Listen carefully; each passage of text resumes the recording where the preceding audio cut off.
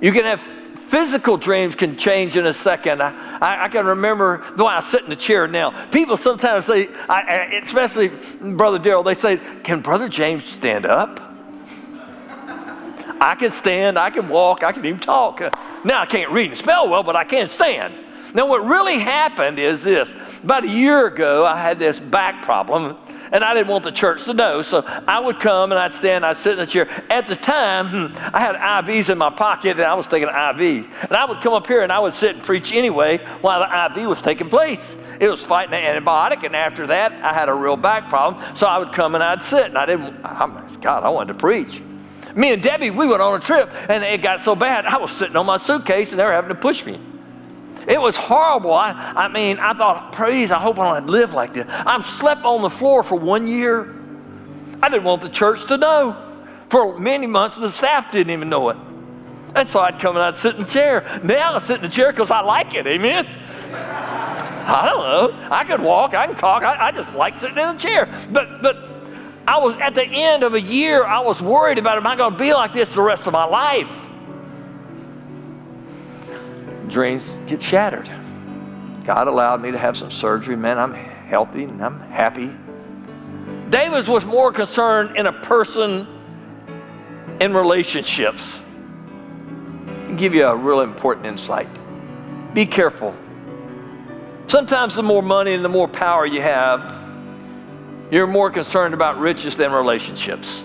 Not David. David was more concerned about a relationship than he was riches. That's one reason he was called a man after God's own heart. God's more concerned about having a relationship with you than he is riches as well.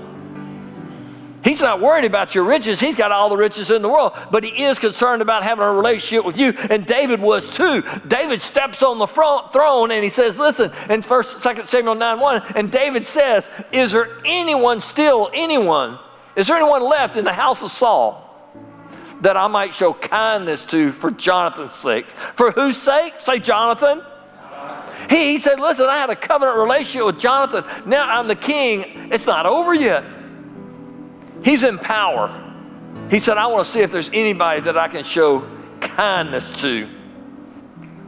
What he does is, Saul was the previous king. David is the king now. All through history, the kings will kill the previous king's kids. Not David. In the New Testament, did you know what Jesus tells us to do to our enemies? To be good to them. That's what David was doing. The king said, well, where is he? Lodabar. Where is that? That means no pasture, a way away places. Nothing grows there. It's deserted, no communication. It's a lonely place, a fearful place. It's an out-of-the-way place. It's anything but a palace. It's really a shack.